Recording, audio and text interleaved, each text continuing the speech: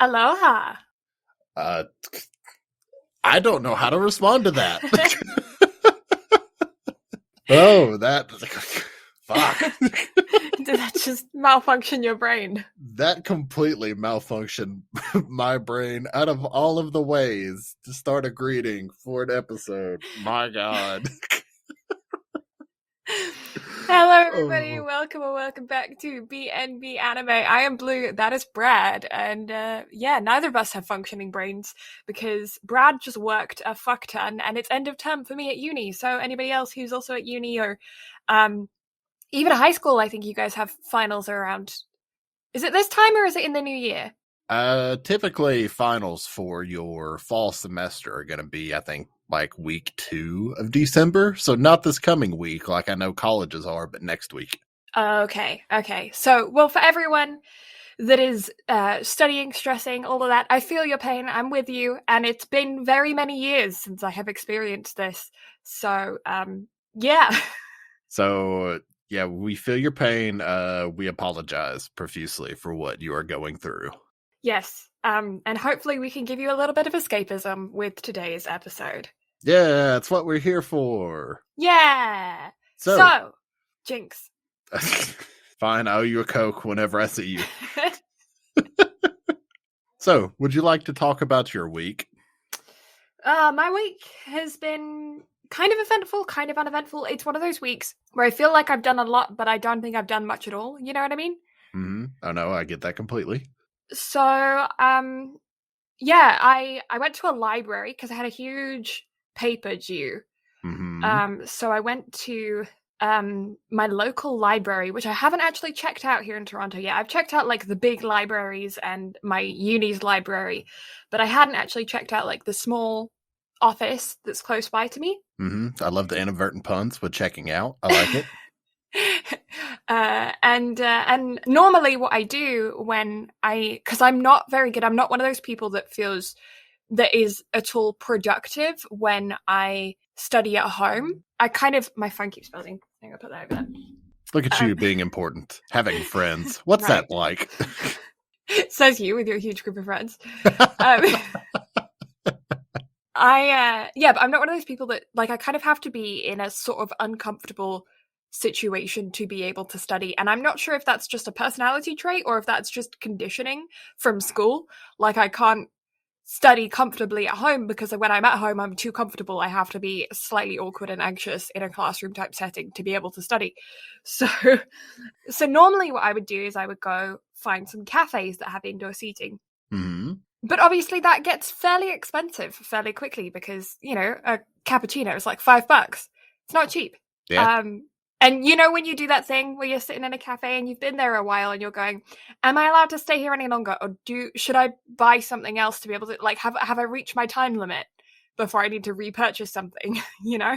So you have, like, activated a part of my brain that I guess had forgot this. Oh, yeah. So back in middle school and early high school, back before I could drive, I, especially during the summer, had almost every day I went to Books A Million.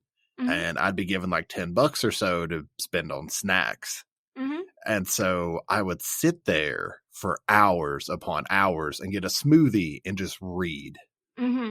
And so I definitely know that feeling of when the fuck are they going to kick me out? How long am I allowed to be here? Like I feel so conflicted and confused right now. Yeah, I feel like there is some kind of like social rule that I've heard every now and again where I think it's like you're supposed to buy one thing an hour or one thing every hour and a half. Like I feel like there is like an spoken rule, but I cannot for the life of me remember what it is, and I feel too awkward to Google it. So, which is makes no sense. I think it kind of depends on where you are as well. Places like Starbucks and coffee shops, I know, aren't necessarily as apt to kind of have that unspoken rule. Because like those places are designed for college students and other places to like have a place to go get free Wi-Fi and just escape and be able to work on things in a more kind of quiet environment. Although I don't know what kind of Starbucks is an actual quiet environment, because if it's like the ones around here, holy fuck, those things stay busy. Yeah, I could never actually. I don't think. No, that's a lie. I have spent some time in a Starbucks before. That was when I lived in Calgary and the Olympics was on, and I had just moved into my new place and I didn't have the internet set up because I was going with a really small internet provider that I'd kind of been talked into by a colleague, which I regretted doing pretty much immediately, but, you know, is what it is. Lesson learned. And so the internet hadn't been set up in my place yet. And the Olympics were on, and I don't know if you guys know this or anything. It's not like I, you know, talk about it all the time on here, but I freaking love sports. What? I have never felt like I've had such a bomb dropped on me before in my life. Who are you? What have you done with Blue? Right? Honestly, surprise, shock. And I love the Olympics. I love to watch all of the kind of more unique, small-time sports that don't normally get a lot of airtime because I don't get to see them. Other than that, you know, you get clips of them online on YouTube and stuff, but you have to pay exorbitant prices if you want to watch them on TV. And even then, you're only watching, like, worlds, you know? Mm-hmm. So it's kind of like my one chance to, like, I don't know, watch some professional kayaking. You know what I mean? And badminton. Yeah, and all of these, like, unusual small sports that I think are just incredible. And so I would go to Starbucks, which was like 2 blocks away from me. And for some reason, I think it's because the Starbucks didn't have a drive-through. It was pretty quiet, and it had this, like, you know, like the bar, like bar stools, and like had a bar along the window. Mm-hmm. But the bar kept going all the way down the hallway that then led to the bathrooms. And there was one bar stool right at the end that was like completely out of view of the cash register and kind of so far off everything else. It was right by the bathroom door, but people don't tend to go to the bathroom in Starbucks, you know? Mm-hmm. So I think most people try to avoid public restrooms in general if they can help it. Yeah, so I just kind of set myself up there and plonked myself there and watched pretty much all 2 weeks of the Olympics in this one random Starbucks. Hey, there you go. Yeah, it was a good time. I have fond memories of alone time in a Starbucks. But yeah, so recently I've been going to these internet cafes, and it's been a really good way for me to explore my area. Though locally, it's been really nice to just walk around and see new stuff and try new places. I went into a vegan cafe. Oh. And I had a cappuccino from there, and I didn't dislike it. Mm-hmm. I just didn't like it. Understandable. Yeah, I think because, like, I'm on such a tangent today. Can you tell the ADHD is going? What? No. Right? Yeah. But I've had oat milk drinks from Starbucks before, and I've liked those. So I like oat milk. My mum tends to drink a lot of oat milk because she wants to try and keep the carcinogens in regular milk or whatever out of her system because cancer and stuff, you know? Mm-hmm. And so my mum has a lot of oat milk, and it's become a preference of hers. And so I have been around it, but I don't think they used oat milk in this. I don't know what they used, but I've heard through the grapevine that oat milk behaves the most like milk when steaming it for a cappuccino. Whereas like coconut milk and almond milk, and maybe like they don't, like cashew milk's too fatty. Maybe almond milk will work, but coconut milk's too watery and it just doesn't bubble up properly. I was going to say, I know coconut milk is very thin. Yeah. Even though I don't drink milk, I will very rarely use any sort of milk in anything except for cooking. Yeah. So even my coffee, I'll use just regular or like different flavored creamers instead of just using milk. Yeah. But I have had almond milk in a couple of different things from Starbucks, but that's been about it. But I know kind of how they all behave, and I know coconut milk is very, very watery. Yeah. So I don't know what they used, and I didn't get to see it before he put the lid on the to-go cup. So I didn't get to see how it frothed.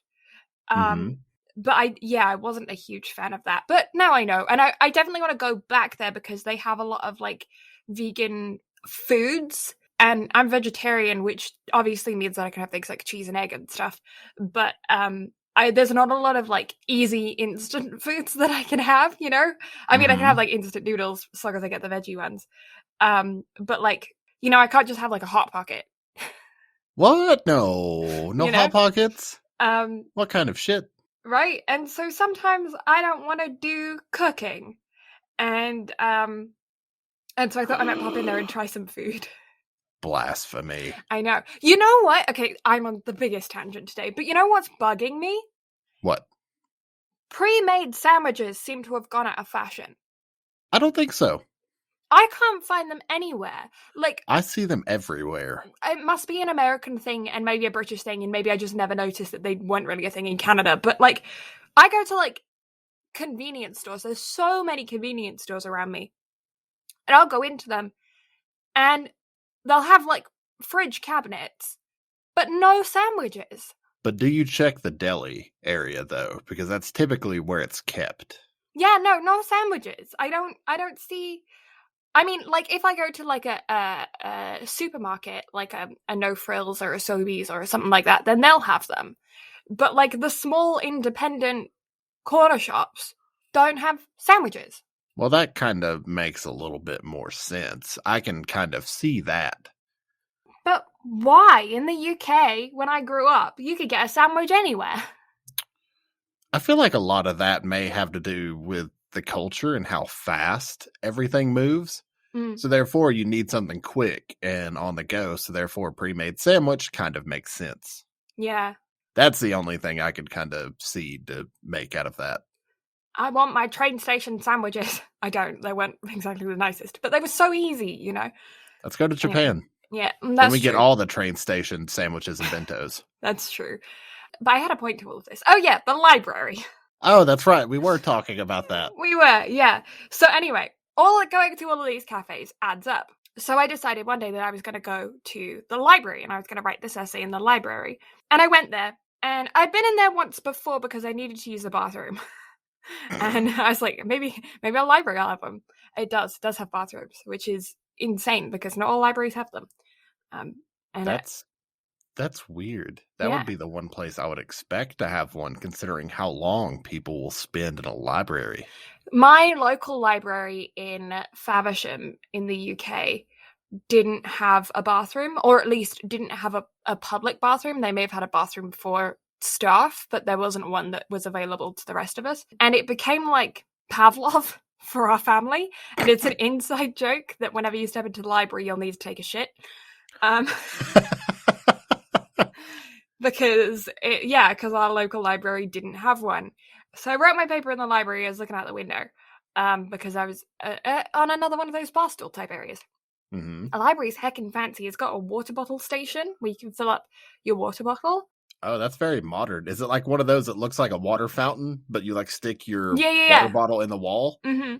Oh, that's very modern. I know. And even more modern, it's got like, you know when you push a thing, like you push it down and then it pings up, so it's like a, you know, like you get them in cars where you like push up in the roof and then it comes down, it's a little sunglass holder.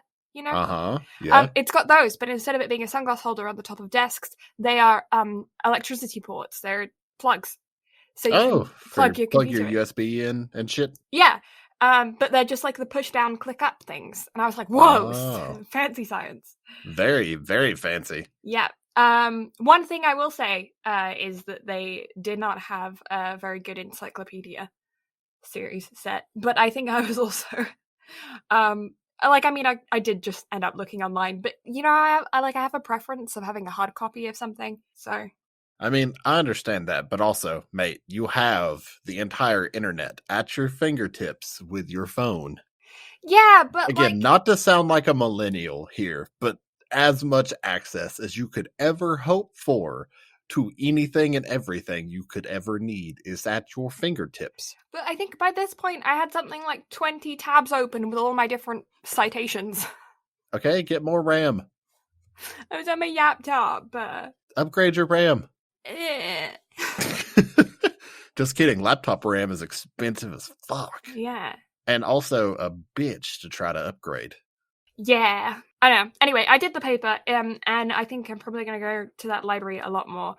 Was the point of that? There wasn't really a huge point. It was just me telling you about my week, and then we went off on huge tangents. But yes, studied in a library, got my paper done, had some classes. I have a painting to do. I have several paintings to do. I did a collage. Oh. Yeah, where I used pieces of smashed crockery that did not survive the move. Oh, shit. I kept them. I moved months ago, but I kept them because I was like, I'm going to use these for something. And then they went towards my grade. So, I mean, hey, that works. It does. I don't know now what to do with the collage, though, because now I just have a collage made of smashed crockery that's just sitting on my floor. And, how long do I keep it until I'm allowed to throw it away? Give it to Mum and Dad and let them put it on the fridge. That means I have to take it back to Alberta with me. Okay. The cows will appreciate it. I've got a picture of it. I'll print off a picture and they can stick that on the fridge. Oh, I thought you were going to do something else with it. I don't know. No, I don't know. I will keep it until classes are over for the next week or so and then throw it away. I was going to say most of my shit just immediately went in the trash as soon as we got it back. Yeah. Except for one, there was one project I really wanted to keep that I have no clue what the fuck happened to it, but I was big sad whenever I lost it. I've been thinking about this on and off a lot recently, but there was a time in my high school when I realized that teachers suck. I mean, I knew this anyway, but this was like a reaffirming moment. Yeah. Continue. And it's because we had this poetry contest that went across Canada for Remembrance Day, which is the November the 11th. I think you have like Veterans Day or something on the same day. Mm-hmm. And it's a big deal in Canada and in England, and I'm sure in a bunch of other countries as well. We all wear poppies and 2 minutes of silence on the 11th hour, like 11 a.m. And it's a big moment. And so we were doing a poetry contest for high school that went across the country. It was a huge poetry contest. And we all submitted our poems, and I was so stinking proud of mine. My teacher was like, yeah, this poem is great. It's gonna do fantastic. They're gonna, so hyping me up with this poem. They're like, yeah, good poem. I don't remember it, but yeah. Then I remember being so excited for this poem and thinking, this is some of my best work. I did really good here. I'm excited to hear back from the entries. I didn't think I was going to win anything, but I was like, I am excited to get some reviews from it, from the poetry contest. Because everyone that entered got a little note back being like, we received your poem. This is what we thought about it, And so I was excited to get that back. And then a month goes by. Another month goes by, and then it's getting to the end of term, and then my teacher comes out and she says, yes, your poems never made it to the contest. I'm sorry, what? We never found out if it was a mix-up with the postal service, or if they just never got sent in the first place, or whatever happened, but none of our poems for the entire class were sent through. What the fuck? Yeah, so all of us have just been sitting there buzzing in our, English class being like, oh, I can't wait to hear back about the poems. Nothing. Didn't even go through. That could have been your other claim to fame. Could have been. Could have been. Could have been. Never will know. And the worst part is because I was an idiot, I didn't save the finished poem to the school computer. I had only saved one of my previous entries. So that print-off copy I gave to my teacher was the only copy of that poem. Yeah. It's weird with stuff like that, though. It's definitely one of those, what could have been moments. I was talking to Dakota about this back whenever he was in town, because he and I used to do YouTube videos a lot, both collaboratively and separately on gaming stuff. And there for a minute, we started to catch a little bit of traction. Nothing serious, nothing more than I think maybe a couple hundred subscribers. But considering how short of a period of time we did that for to reach that kind of level of, air quotes, success. And then just to stop out of nowhere. And then we've been at the podcast for a year and a half and kind of where we're at now, considering where we started. Yeah. It's very strange to think about what would have happened if we had kept to it back then. And especially with the consistency that you and I have kept up with this now. Yeah. And also, where would the podcast be if we went against what you and I thought and listened to other people and just did it as a once a month thing instead of doing it weekly? Yeah. Everyone, when we first started the podcast, were like, once a week is too much. You're going to kill yourselves. Yeah, even once every 2 weeks, they were saying that's probably too much. You need to start with once a month and slowly work your way into it. Yeah. We didn't listen, obviously. I don't think we've missed a full week of uploads since we've started this thing. No, I think, Yeah, there may have been. Yeah, we may have had 1 or 2. Yeah, but we've been very regular. Yeah, and even then, if we missed an episode, we would upload 2 the next week to make up for it. Yeah, we try and give bonus episodes when we can, and yeah, and our whole structure of the podcast as well. Like, there was a lot of times when that was like, oh, you should do it this way, you should do it that way, and we kind of just started off figuring it out, going with the flow, and now we kind of have a pretty good rhythm of how we do these. Yeah, like we used to come into the episodes with a structure, and we took like well-documented notes and shit. Like we came into this with a plan, and now we're like, fuck it. let's just say whatever comes to our mind. Yeah, we had like down to the minute, like how long we were going to talk about this one subject, how long we were going to talk about this bit, how long, and now we're just like, eh. I mean, now, as long as we try not to go over like the 1.5 to 2 hour mark, we kind of don't care. Nope. But also, if we go over the 1.5 to 2 hour mark, it sucks to try to edit, considering we record this the day before it's supposed to go. Yeah, that will get better when I'm no longer in exam schedules, but right now it's just not good. Nah, it's fine. Like I said, we got this. We got this. So, this week, since we have completely neglected to mention it up to this point, but if you've read the title, you know, Mob Psycho 100. Yeah. I always forget the 100. I literally just call it Mob Psycho at this point. That's all I know it as. I do too, but then I get it confused with Psychopaths in my brain, so I have to put the 100 there. See, I've never seen Psychopaths, so therefore I don't get it. Yeah, I've seen, I think, 2 seasons of Psychopaths, but I think there's like 15 now. It was about 4, I think. But you know what's weird? I always get Psychopaths and Parasite mixed up, like as far as their names go. Parasite is absolutely fantastic, and I love it. But for some reason, Psychopaths is what comes to my brain whenever I try to think of the title of it. I don't get it. Very, very weird. Interesting. But that's just the insight to my brain. Yeah. Only news. Go buy tickets for Sword Art Online for Progressive. Go see it. Yes. Everyone. Highly recommend it. It's going to be good. I'm so excited. I get to go see it Friday. I'm pumped.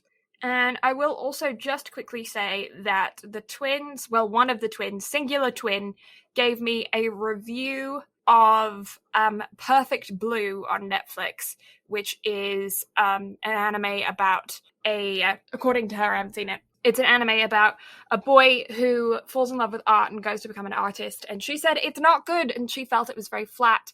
And she dropped it. She stopped watching it halfway through. So there's that. I feel like I've heard something.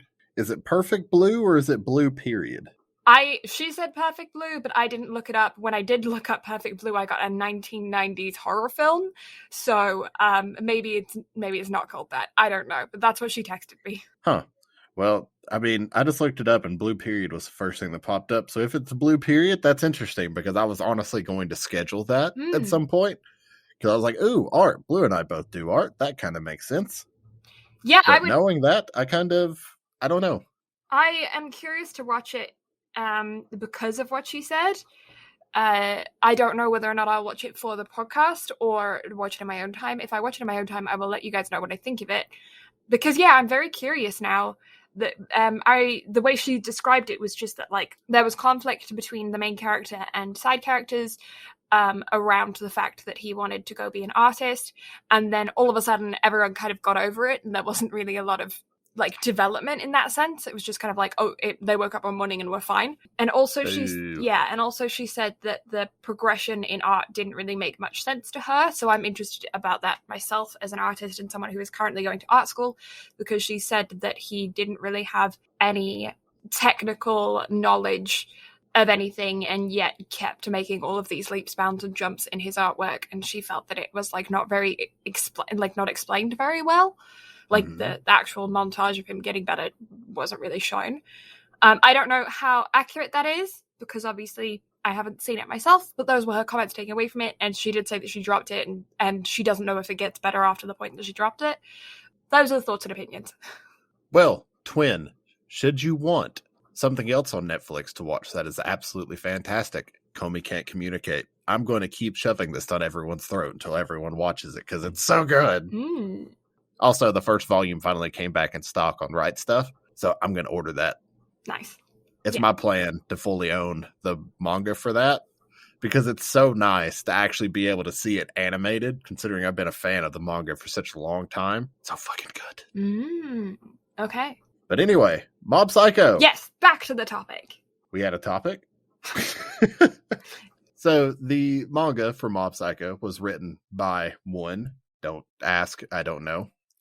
Its original run was from April 18th of 2012 to December 22nd of 2017 for a total of 16 volumes. Season 1 ran from July 12th of 2016 to September 27th of 2016 for 12 episodes. And it was made by Studio Bones. Studio Bones, do we even have to explain everything they've done again at this point? All of the things. Quite literally, almost all of the things. Yeah, honestly, Fullmetal Alchemist Brotherhood, My Hero Academia, all of them. Mob Psycho 100, obviously. Fullmetal Alchemist, just that. Just the just that. Yeah. Orion Host Club. Oh, Akagami no Shirayuki Hime. Oh, what is it in English? It's like Snow White with the red hair or something. Oh yeah, that one. Yeah, I watched that at one point. Forever ago. I thought about watching that and then kind of never got around to trying to watch any more of it. Yeah, I watched it right after I'd watched, oh shoot, what's that one with the guy in the plague mask and then the girl who goes into a magical fantasy realm and then they fall in love? I did an art piece on that at one point. The Ancient Magus Bride. Yes, I watched Snow White with the red hair immediately after watching that. Because they were like, you know, when you go into one, it's like, if you like this, you might like this. And so I tried it, and I don't really remember much about it because I was still too focused on the Ancient Magus Bride. Why haven't we done the Ancient Magus Bride yet? We both really enjoyed that. We did, yeah, we should. Number 6, they also did. Year. Number 6 was really good. I enjoyed that very much. I've not seen it. It is, I think it's classified. Is it no, it's not. Okay. It is a sci-fi apocalypse style utopian society type vibes world. It's 11 episodes. It's really, really, really good. It is debatably BL. I consider it not, because the two main characters are both male characters. Well, even though that's not really established necessarily, I don't think. Maybe it is. I don't know. But they're both male characters. And they share like a sense of need with each other emotionally because of the environment and the situation that they're in, that causes a level of companionship that they have to have with each other to, like, as a survival instinct, you know? And so it's one of those ones where I had seen some very strong comments on it towards the end of the season, specifically at the end of the last episode, where people were completely destroying the anime because they were like, it was so good until they made it a BL anime. And in my opinion, it never even, like, it wasn't. It was just them sharing a level of comfort that they had to because of the situation that they were in. And people kind of disregarded that and made it into a much bigger conversation, but I never really saw it as that. So it's one of those ones where I recommend you give it a watch, but be open-minded to the fact that these are two children who are in a really shitty situation and need some comfort, and the only source of comfort that they have is with each other. So, you know what I mean? But yeah, they ended up getting a whole lot of negative comments because people were like, it's surprise BL, and to me it wasn't at all. It's just that they would never do that themselves in that situation, so they were not able to relate to a character that did that because they needed that comfort. You know what I mean? Anyway, that's my rant on that. What? Netflix. What? They have a live-action Mob Psycho. Oh, no way! Yep. I kind of want to watch it now. We're going to start watching all of the random live actions through all of these. Oh my goodness. Wait, did you ever finish Kakegurui? I didn't. I didn't. No, I got distracted, but it's still on my watch list. So yeah, I'm definitely going to finish it because it's so dumb. It's so dumb. It's hilarious, but it's so bad. It's so bad, but it's fantastic in its ham. But yeah, so there's that. That's the thing. Netflix licensed that. And there's also a spin-off series talking about Mob's master. That's it. Nice. Yeah. Okay, so then with all of that have been done and said, I can say that it is rated a PG-13, which I feel like is accurate. I think that's a very fine rating for this show. Yeah, I don't foresee it crossing over into the 17 range, and I definitely can't put it any lower just because the amount of violence, smoking, and all that other kind of stuff that goes into it. So I think PG-13 is kind of a good fit. Yeah, agreed. Cool. Yeah, so dropped rate for this is 2.87%. I was going to say 8. Holy shit. I got the 8 and the 2 mixed up. 2.87%. It is on Anime Planet rated a 4.33 out of 5 or an 8.66 out of 10. And on My Anime List, it is a 8.48 out of 10. I can speak. So it is averaging about an 8.5 on both sites out of 10. 85% success rate, which I think is fairly accurate. It has... for the opening theme is 99 by Mob Choir, and the ending theme we have Refrain Boy by All Off for episodes 1 through 7 and 9 through 11. On episode 8 we have Refrain Boy English version, which to me gave me My Chemical Romance, Welcome to the Black Parade vibes, specifically because there was one line in there that's "will carry on" said in the exact same way as it is in My Chemical Romance. So for all the emos out there, enjoy episode 8's outro. And then episode 12 is the remix of that same song as well. So there you go, OPs and EDs. So what did you think about said OPs and EDs? OP, I thought the animation of it was pretty standard in the morphing from one character to another character as they go through the kind of key moments of the like the key themes of the show. I won't say moments necessarily, but themes. But what did you think about, more specifically, the like neon cityscape in the Mob Psycho art style that they did? I thought that was really good. I specifically actually really enjoy the art style of this anime. I think that it is kind of a cross between some of the more classic styles of art that you see in like Dragon Ball, and the kind of ones that we grew up with, the very, very intense appearances, and a lot of the old hairstyles were coming back through this as well, which I thought was great. And then it also has this element of more modern animation combined in it as well. So it's definitely a blend between the two. And it's, I feel like you could definitely pick this animation style out of a lineup. If you saw a character that you had never seen in the show but was drawn in this art style, you would be able to relate it to this show specifically. So have you seen anything from the manga? No, I haven't. So just look at what I just sent you on Discord, and you will see that it follows the manga to an absolute T. Perfect. Yeah, love that. Yeah, it's it's brilliant. I love every bit of it. Yes. And yeah, Edie just took me back to My Chemical Romance. What did you think? Yeah, I like the animation style on the OP. The ED was kind of meh for me. Also, the music was also kind of meh. Mm-hmm. I like how the OP was very much centered around the show.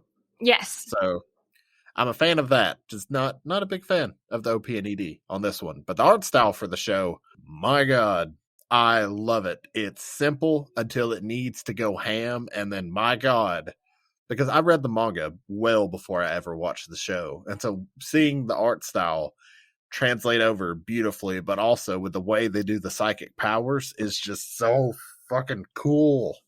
Good. Oh, it's so good. Oh, I love it. Yeah, I'm glad. I have to agree with you on the music front for the OP especially. I thought it was kind of okay, you know?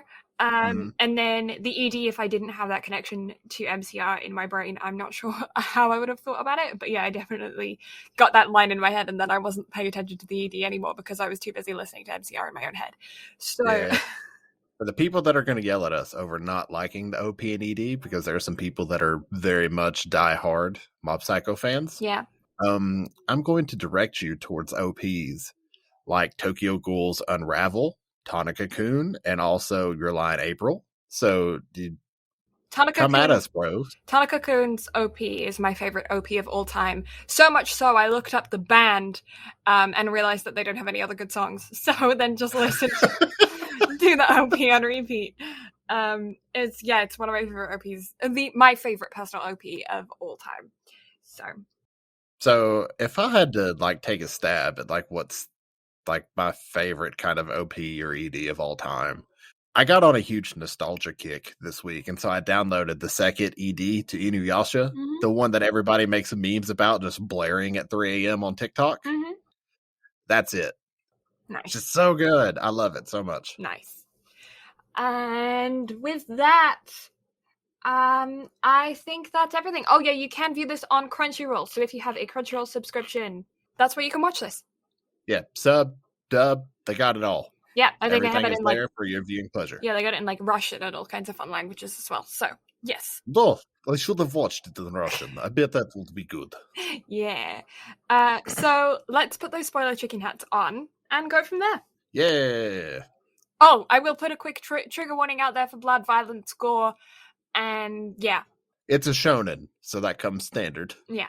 Also, fun fact, I didn't watch the first 4 episodes. Because I started the show and was like, I'll go back and watch them. I never did. Nice.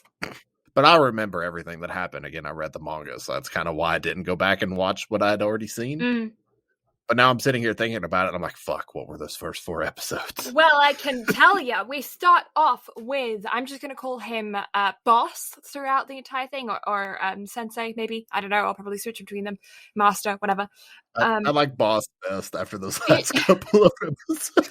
Yeah, let's go with Boss. So we're going to call him Boss. He starts off almost appearing as our main character of the show.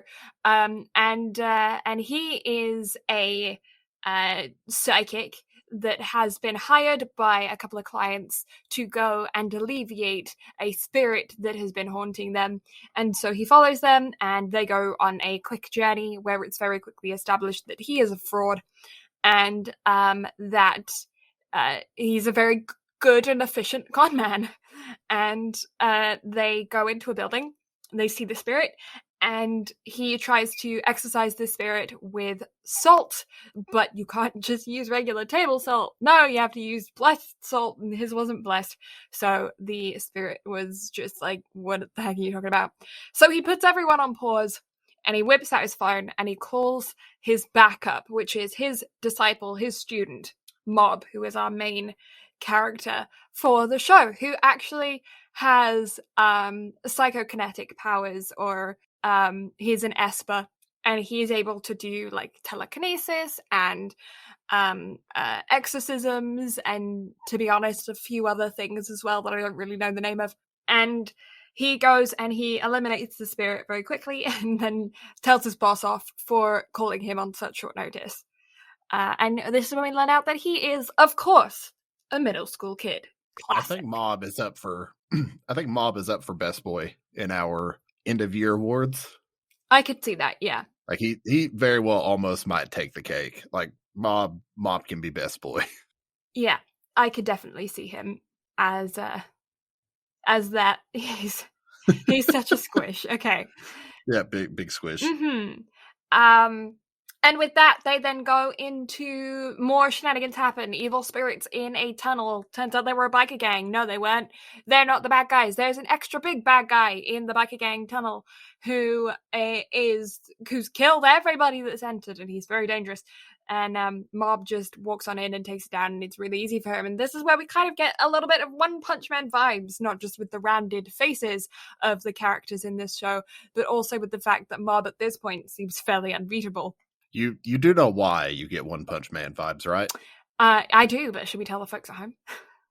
Sure. So the writer for Mob Psycho is also the writer for One Punch Man.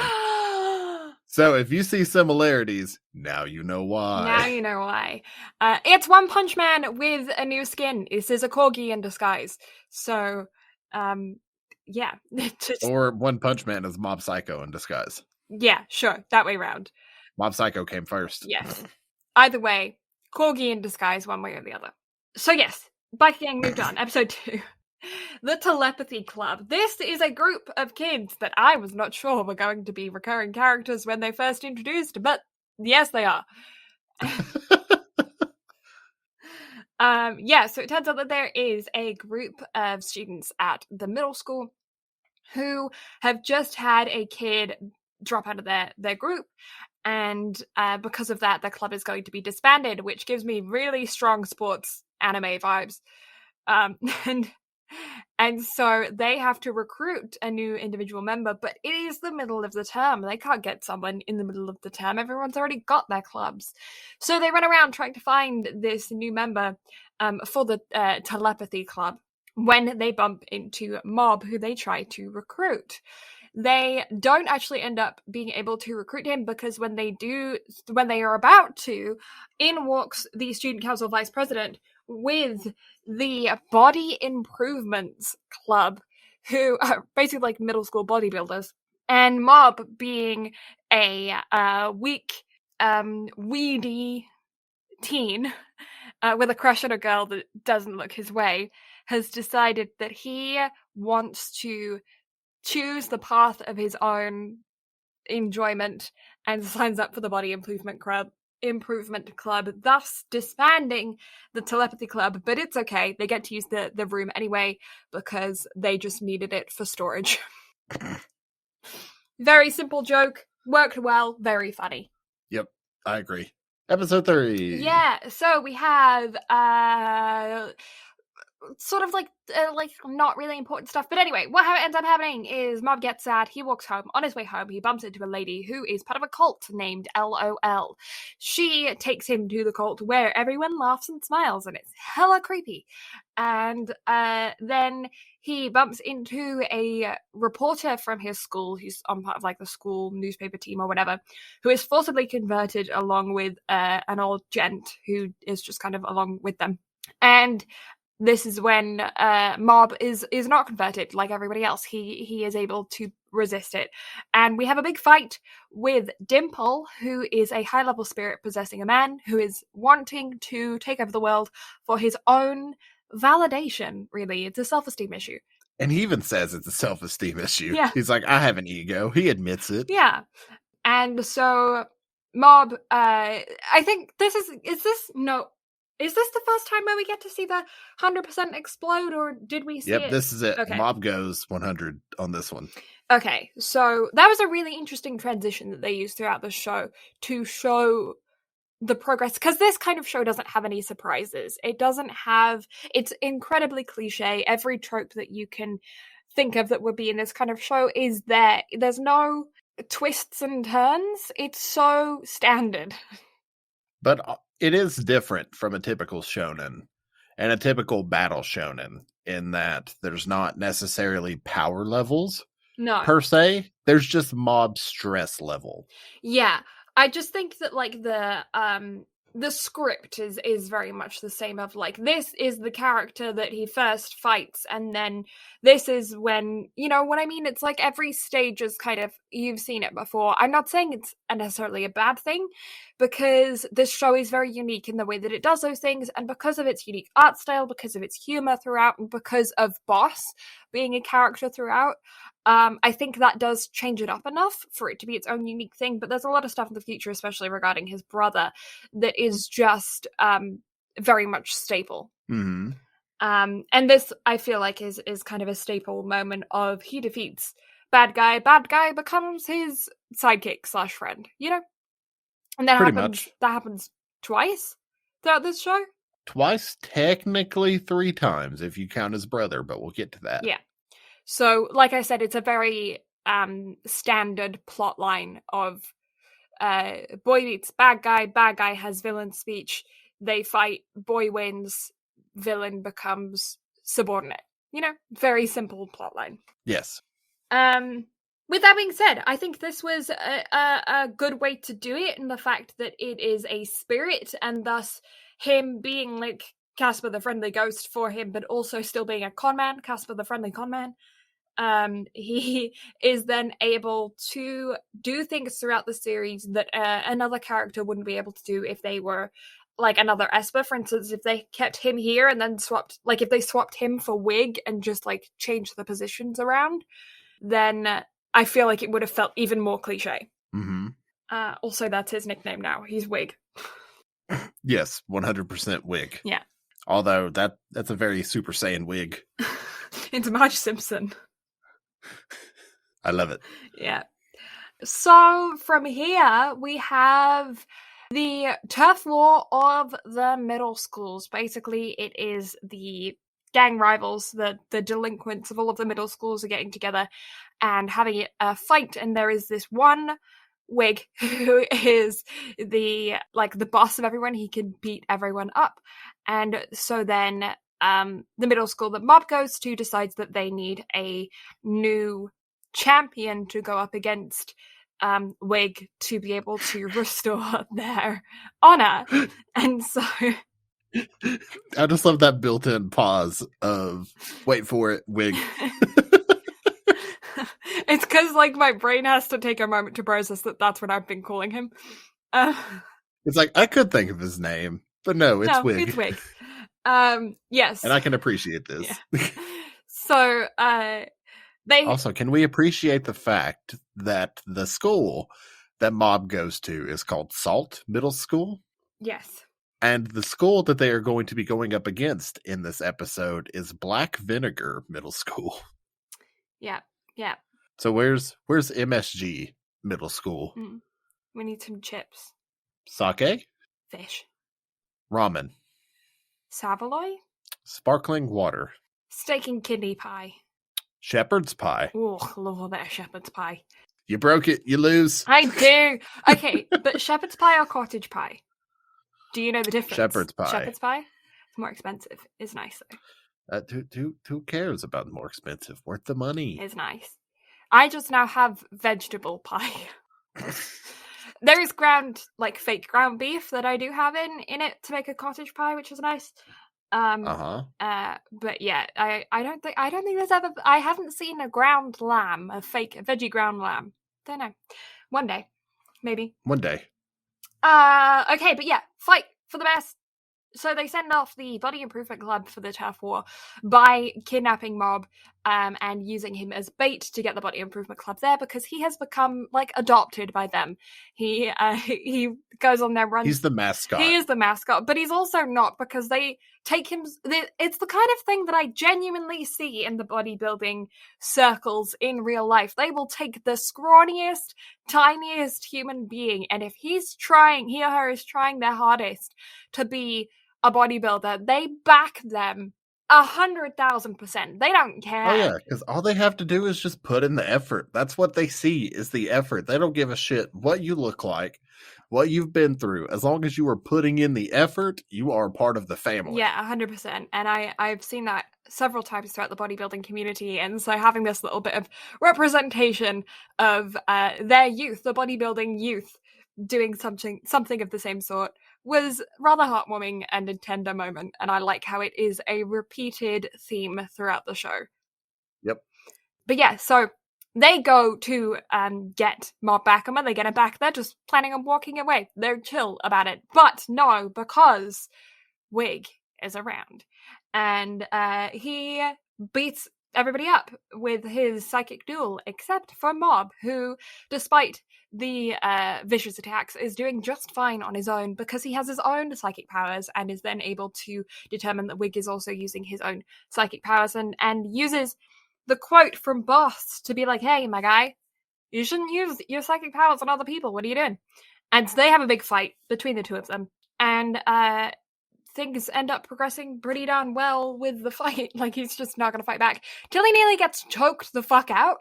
Yeah, him getting choked and pretty much he got choked to the point to where he blacked out, but that also put enough stress on him to where this is the second time we see Mob hit his 100%, but this time it is much, much more destructive. Yeah, because not only has he hit 100%, he has hit 100% whilst unconscious, which releases the full ability of his powers. And we forgot to mention that Wig now needs a wig.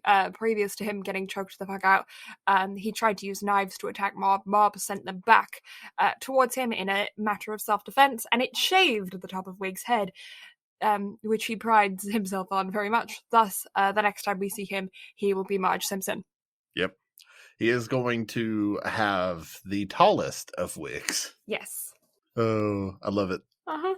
But yeah, so Mob goes full 100 and absolutely obliterates the school, takes Wig and shreds him of his clothes and shoots him up into the atmosphere.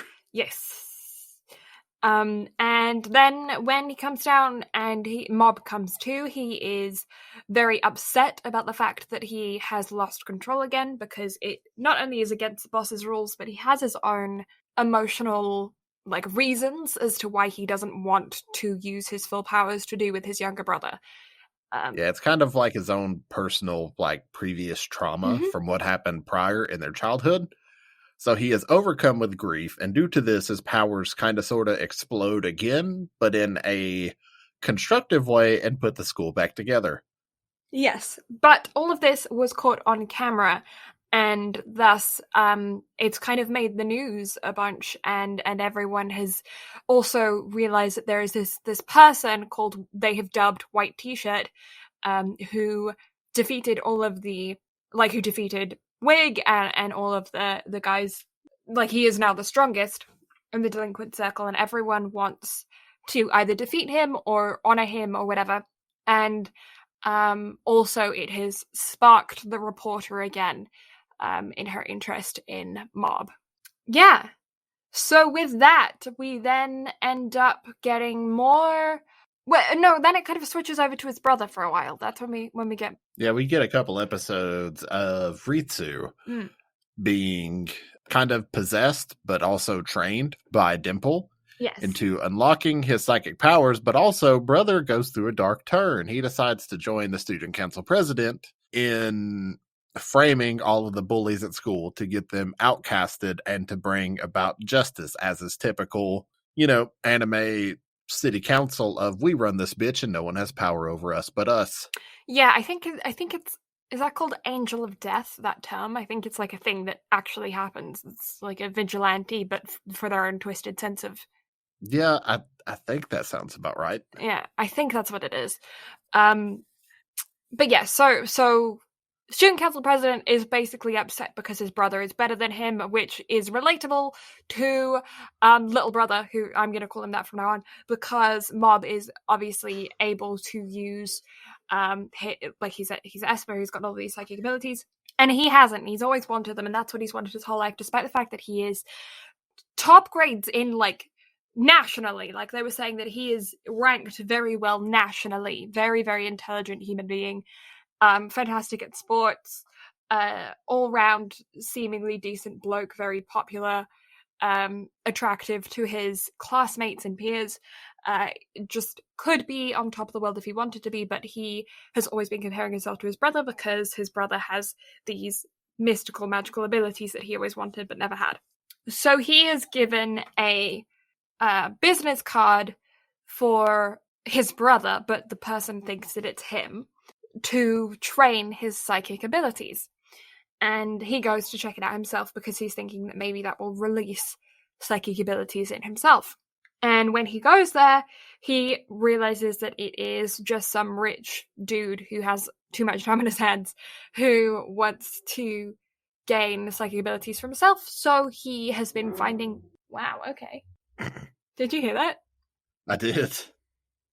Now, I have the motorcycle brigade. Haha, look at that. Right?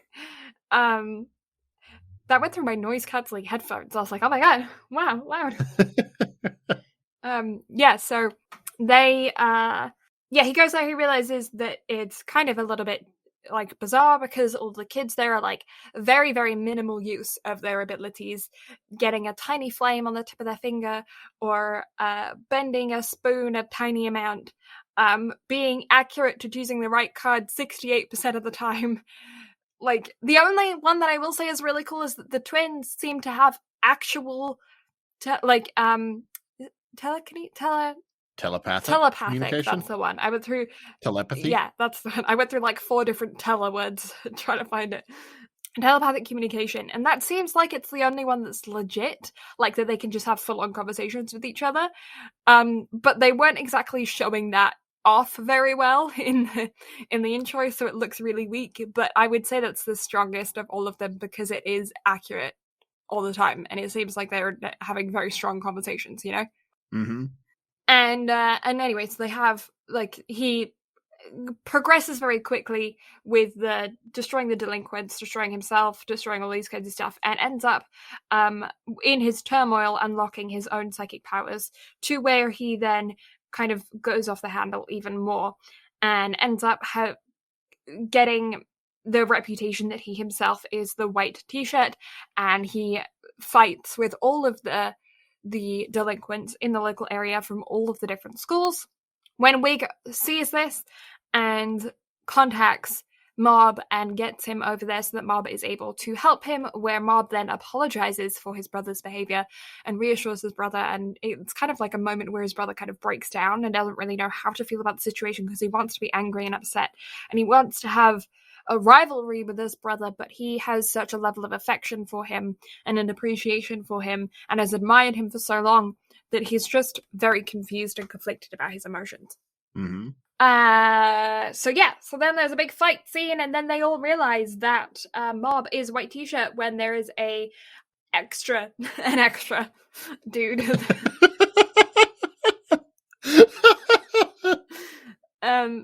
Oh, I love it. Honestly, though, who comes down from the ceiling and has been told to capture younger brother. Younger brother does, because of the fact that younger brother had this relationship to the clientele of, like, to the training program or whatever, and all of those other kids have been kidnapped at this point by this outside group. And so there's a big fight, and then Mob goes insane, and everyone discovers that he is white t-shirt. Shock. And huge shock. What? I know, right? Yeah. And he ends up Extra ends up using his special move, which is basically like just like, I don't know, chloroform or something, some shit, sends him to sleep. And I heard a thing about chloroform, and I don't know if it's true or not because of the way the media portrays it. Uh-huh.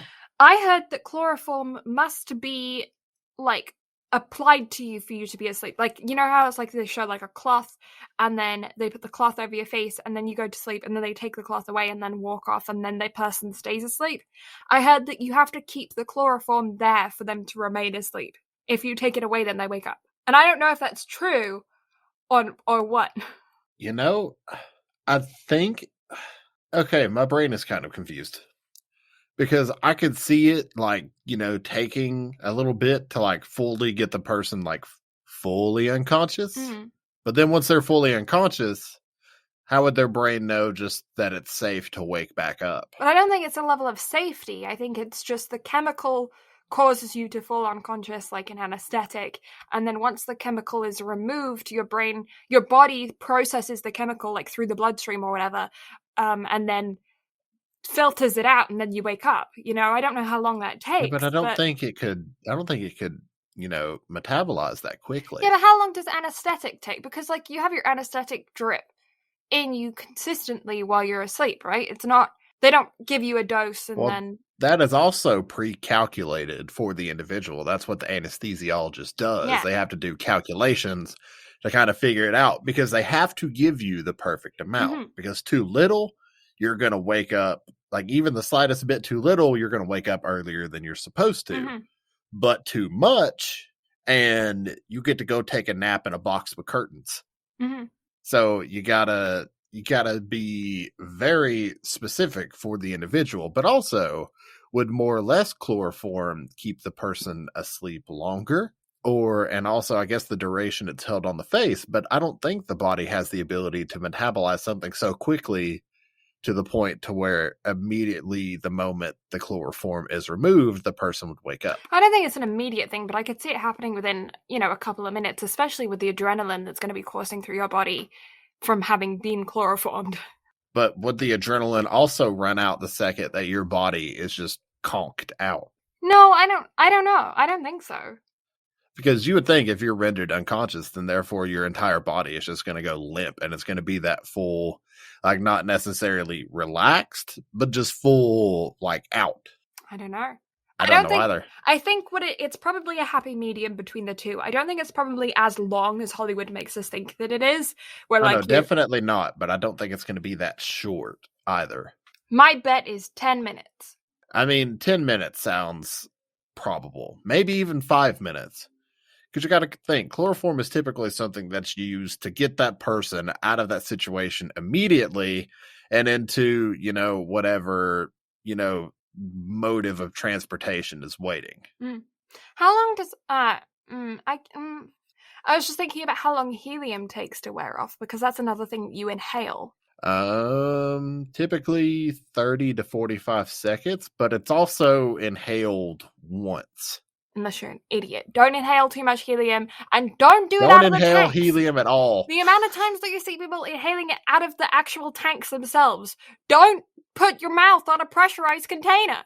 No, that's how you die. But also, helium itself is toxic to the human body, and it's toxic to your vocal cords. Don't do that. That banned. It's a finite source as well, isn't it? And it's needed for like MRIs, or it's not. It's another one of those chamber things where they do scary things with big machinery in medicine. It's needed for one of those, and I think it's not a source that we can make. I don't know. I'll ask the girlfriend. She's a respiratory therapist. She might know. Well, there you go. A thing to conversate about. Yeah, look at that. Yeah. Keeping the anxiety at bay with a different conversation. Every day. Poem. A haiku, if you will. Oh, God, don't even get me started. I still don't know what one is. Okay, where were we? Oh, yeah.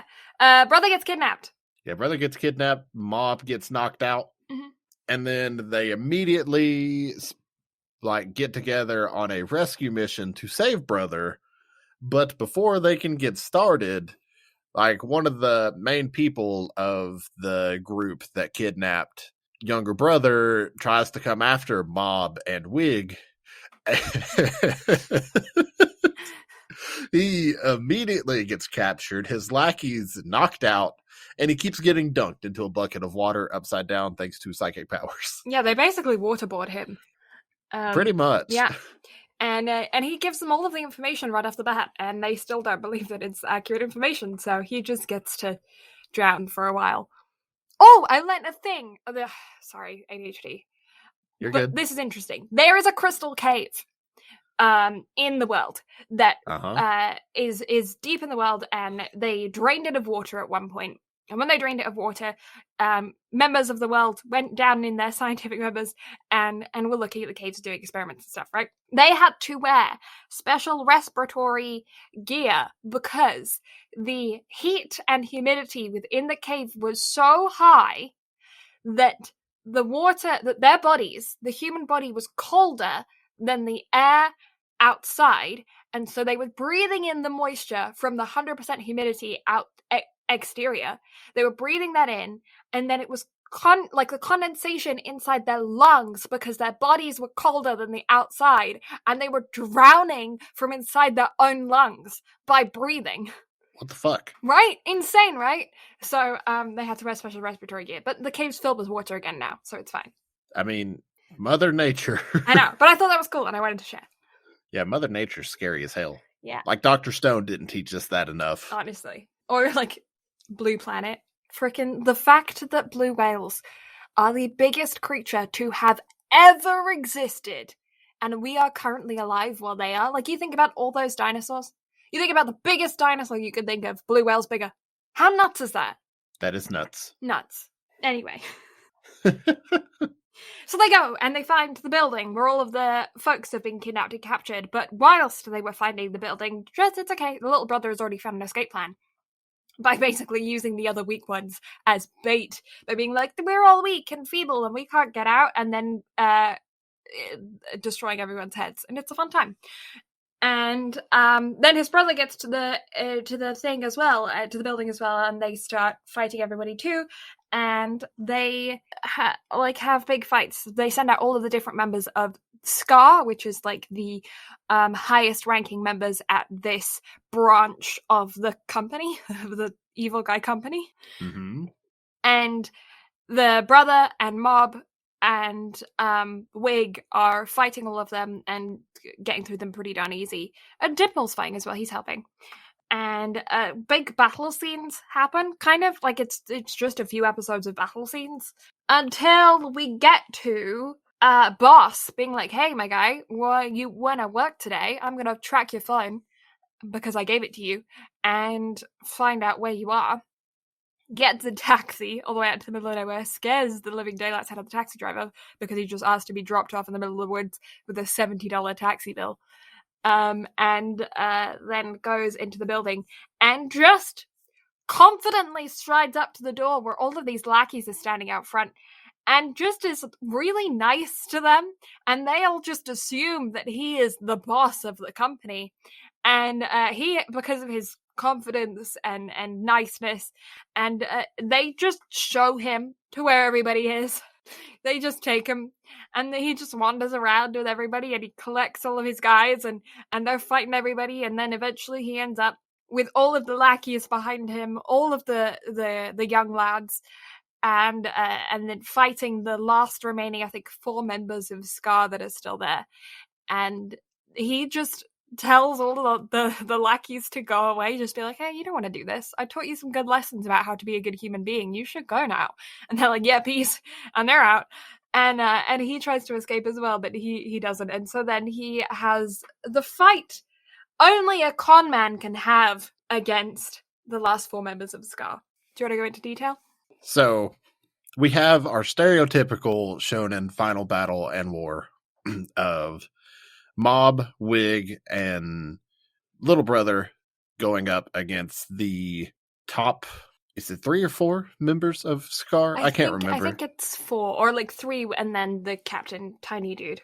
Because there's dude with the sword, big muscular dude, the Psycho Manus reboot, and Black Hole. No, that's the Psycho Manus reboot. You haven't played Metal Gear. Oh, no, I haven't. We got Black Hole, we've got Katana, we've got Duplication.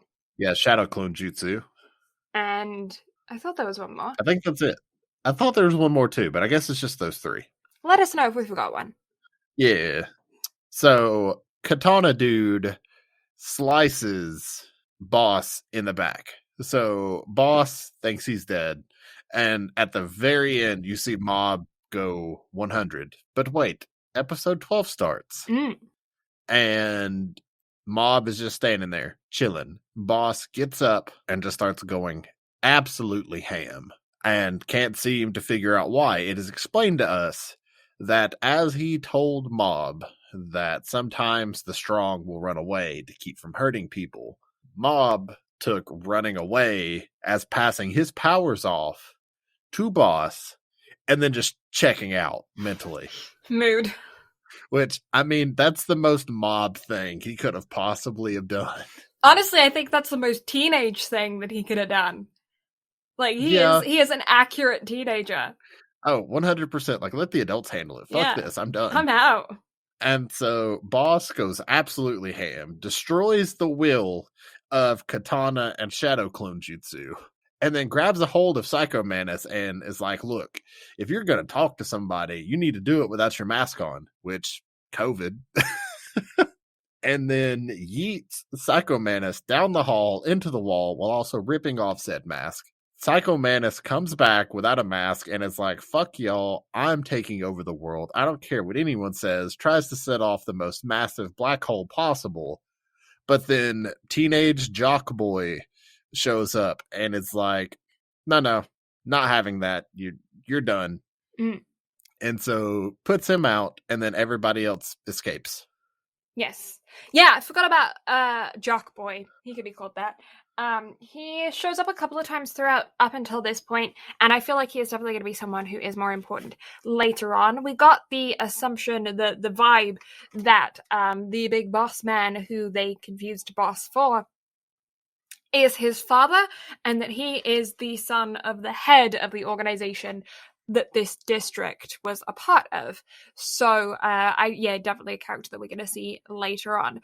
Also, at the very end of the episode, we got to see Wig going back to the training grounds and talking to the guys with very little abilities and talking to them about training up because they are going to be fighting the big organization as time goes. So definitely setting up for later seasons throughout just this last episode of the show. Oh yeah, just feeding little bits here and there. Yes.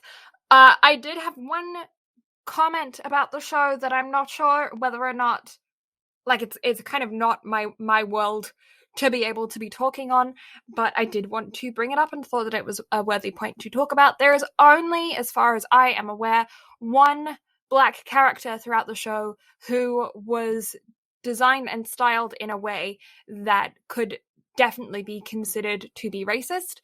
I say that because of the fact that there have been a lot of characters in anime before that have been drawn in a similar style that are most definitely racist.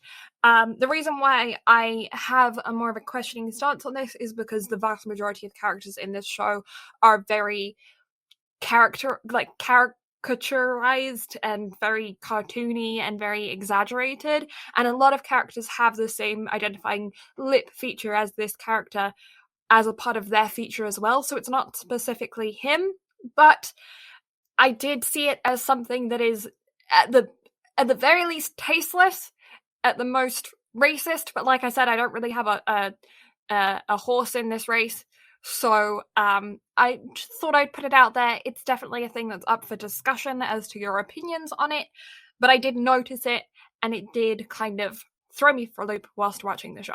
Something I wanted to bring up.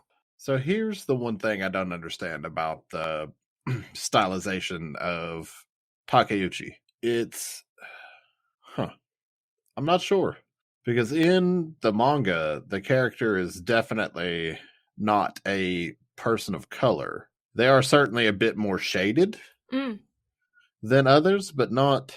Yeah, I don't know. Yeah, so I don't know. It's just one of those things that I wanted to bring up because he's a character that doesn't really appear very much. He's in one or two of the battle scenes throughout those last few episodes, but he, as far as I'm aware, as far as I noticed, is the only Black character or non-white/Asian appearing characters. You know what I mean? He's the only darker character in the show, and he has that specific lip style that is known. Well, they're not the only character in the show that has that lip style. No.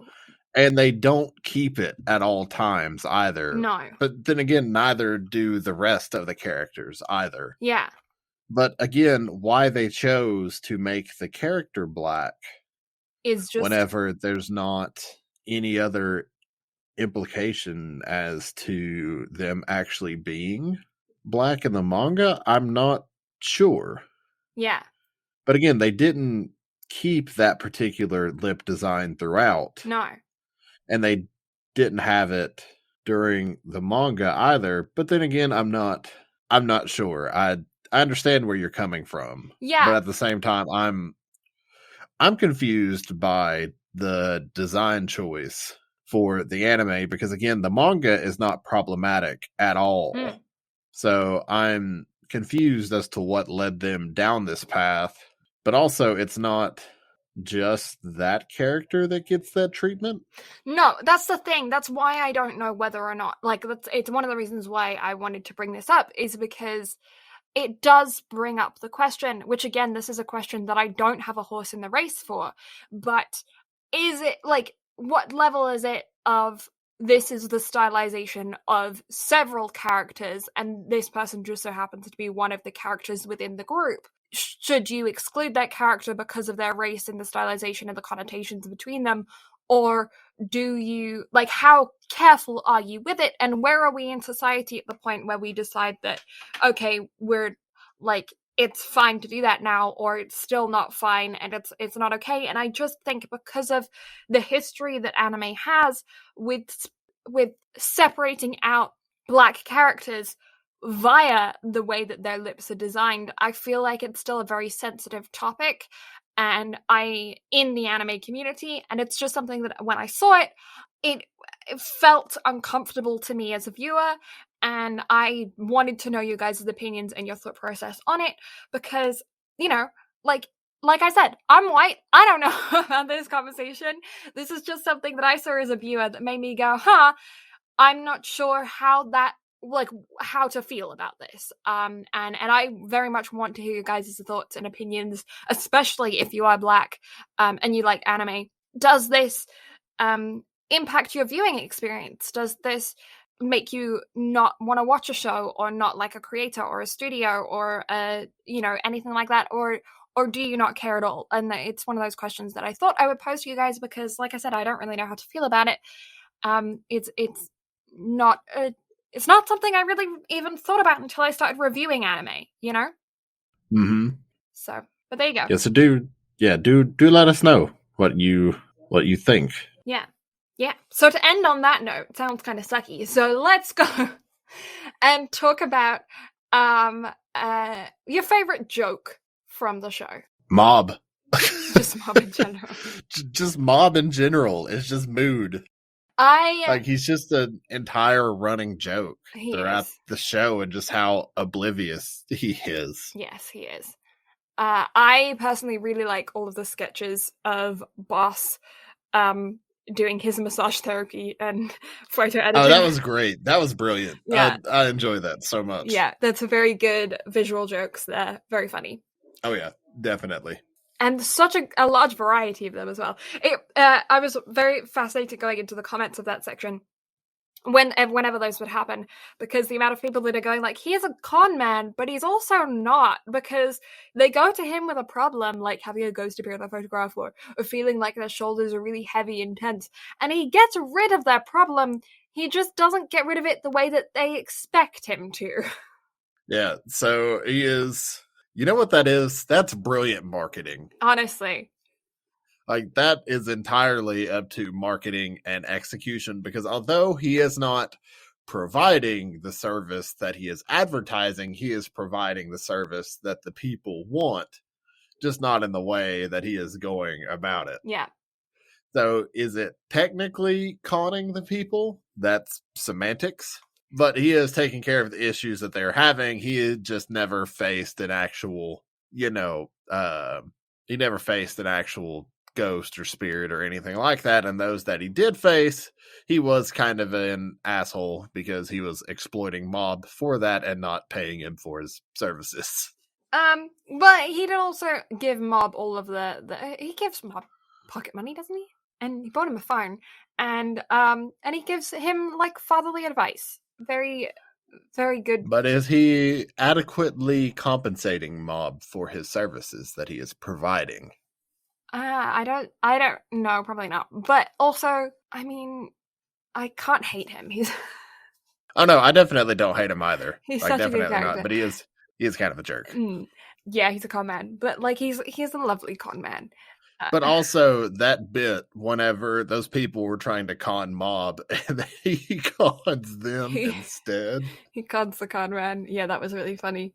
And then he's like, "Oh, I'm gonna pass this evil spirit along to y'all," and then earthquake happens that breaks everything. Yeah. Yeah, he's like, "Oh, good one, Mob," and Mob's like, "I didn't do that," and then they just gloss over that. Yep.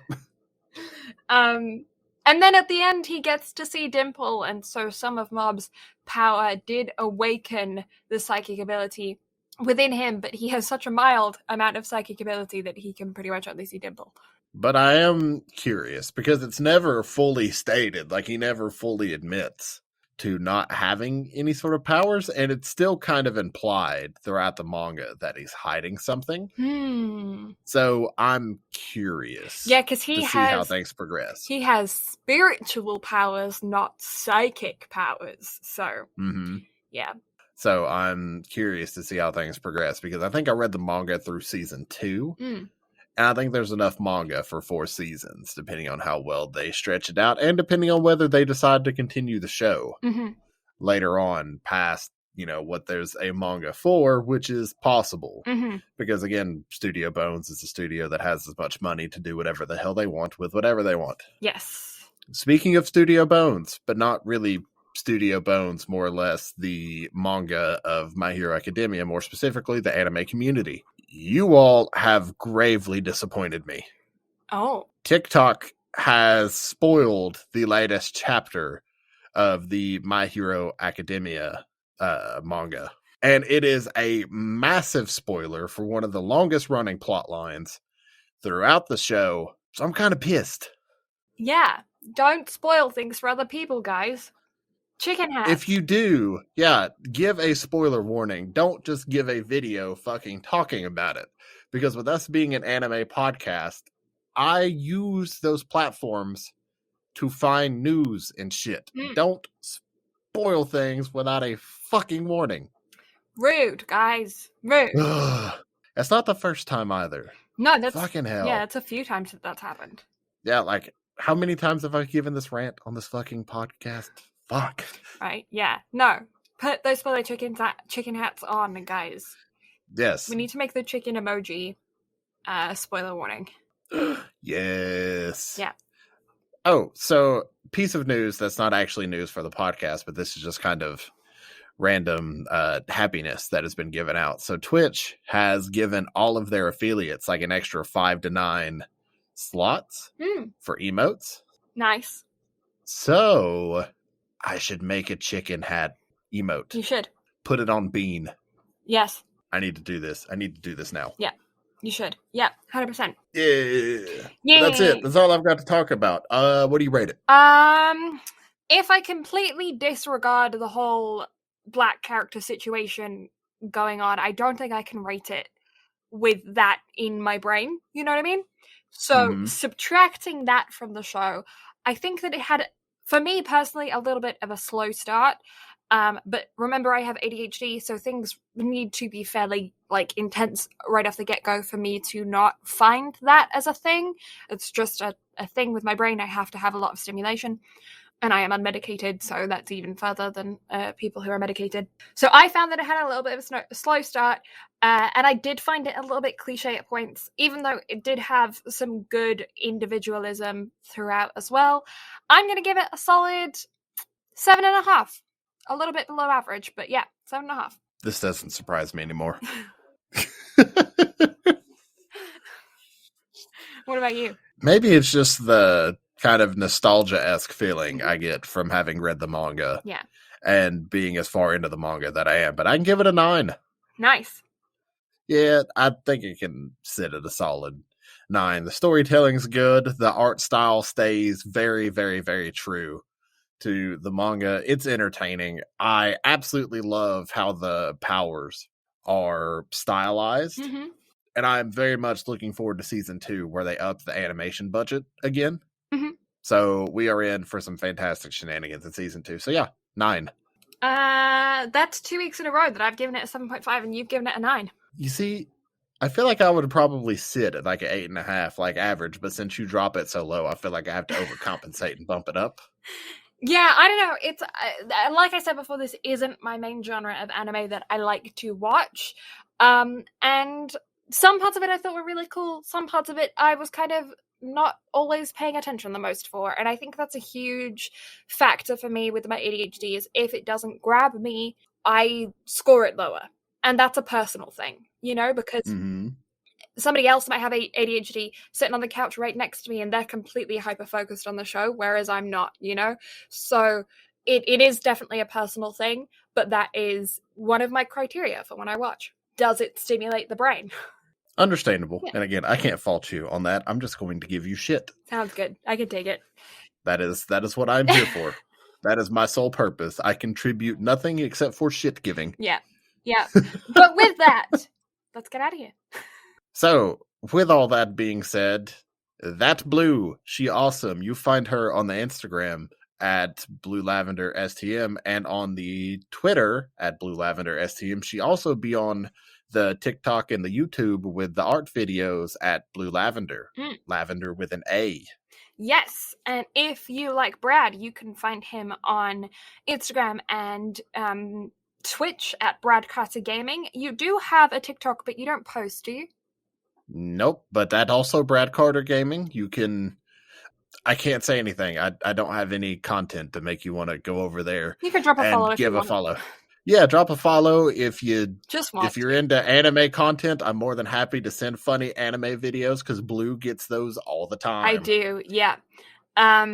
Yeah, your likes are visible, right? So are they? If they are, then you could drop. I don't think so. Okay, well, maybe he might make his likes visible, and then you can go and stalk that. But he might not as well, because sometimes you like videos about toads falling off of shelves, and you don't necessarily want other people to know that you liked that video. But if you like the podcast, you can check us out on pretty much all the socials at BnB Anime. And we also have a website, www.bnbanime.com, where we have all of our episodes archived, as well as links to your favorite listening platform, so you can either download straight off the website or find us on whatever you like to listen to. We also have friends of the show behind the scenes, links to our IMDb pages, and visuals of our artwork on the website as well, if you want to check that out. We also have a YouTube channel at BnB Anime too, where I was thinking that this is a thought that hasn't actually ever gone into fruition yet, so I don't know. But I might do a couple of vlogs around anime and game and nerd scene here in Toronto and upload them onto the YouTube channel. I don't know how realistic that is. Like I said, I'm in exam season, so it was just a thought that entered and left my brain. But I thought I would word vomit out here, and we'll see if that ever happens. I don't know. Hell yeah, if you want to do it, have at it. Yeah. I'm not going to stop you. Yeah, that's it. You're definitely the more social one out of this bunch. I don't know about that, but okay, sure. No, you definitely have the more outgoing personality of the group. When I want to. I think I can have a fairly outgoing personality. Yeah, I was going to say, I think you're definitely like the more extroverted of the group, even though both of us are extreme introverts. Yeah, I consider myself to be an introverted extrovert. Sometimes I consider myself that, but I think it depends on who I'm around and the situation that I'm in. Swap that around. Extroverted introvert. That's what I meant. Yeah, that. Yeah. Yeah, that's it. Again, my brain worked weird. I don't know. Yeah. Anyway, next week, I might be on my own again, unless Toronto shows SAO Progressive. Yes. Yeah, that'll depend on how much schoolwork I have and whether or not I'm able to go to the cinema. Yeah, so if she's able to go, we'll both be here next week. If not, it will just be me going over SAO Progressive, Aria of the Starless Night, going over the first arc of SAO. I'm assuming very specifically the first floor from Asuna and her best friend's perspective going into this. And I am so excited. I'm so pumped. It's going to be great. It's going to be a fun time. We get to go see it in IMAX, and I am so excited. Yeah. But outside of that, thank you all so much for listening. Blue and I greatly appreciate it. We'll see y'all next week. Bye-bye. Bye.